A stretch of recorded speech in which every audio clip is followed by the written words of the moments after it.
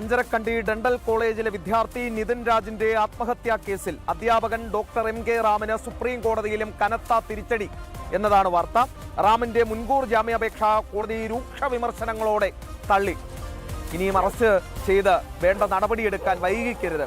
ആ വിദ്യാർത്ഥിയുടെ ജീവൻ പൊലിഞ്ഞ സംഭവമാണ്. അതിന് നീതി കിട്ടുക തന്നെ വേണം. വാർത്തയിലേക്ക്.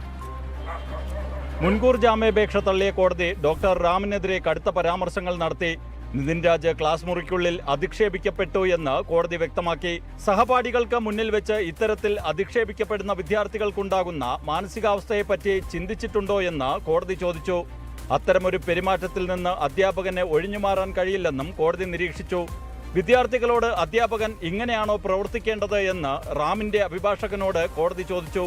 മനുഷ്യത്വരഹിതം എന്ന വാക്ക് മാത്രമാണ് മനസ്സിൽ വരുന്നതെന്ന് കോടതി പറഞ്ഞു. പ്രവൃത്തികളുടെ അനന്തരഫലങ്ങൾ അധ്യാപകൻ തിരിച്ചറിയണം. ക്ലാസ് മുറിയിൽ ഒരു വിദ്യാർത്ഥിയെ ഈ രീതിയിൽ അപമാനിച്ചാൽ എന്തായിരിക്കും പ്രത്യാഘാതം എന്നും കോടതി ചോദിച്ചു. റാം 3 മാസമായി ഒളിവിലാണെന്ന് സർക്കാർ സുപ്രീം കോടതിയിൽ പറഞ്ഞു. ജസ്റ്റിസുമാരായ വിക്രം നാഥ്, സന്ദീപ് മേത്ത എന്നിവരുൾപ്പെട്ട ബെഞ്ചാണ് എം കെ റാമിന്റെ മുൻകൂർ ജാമ്യാപേക്ഷ തള്ളിയത്. റാമിന്റെ മുൻകൂർ ജാമ്യാപേക്ഷ തള്ളിയുള്ള ഹൈക്കോടതി ഉത്തരവ് സുപ്രീം കോടതി ശരിവെച്ചു. കഴിഞ്ഞ ഏപ്രിൽ 10-നാണ് കോളേജ് കെട്ടിടത്തിന്റെ മുകളിൽ നിന്ന് നിതിൻ രാജ് താഴേക്ക് ചാടി ആത്മഹത്യ ചെയ്തത്. ജനം, ഡൽഹി.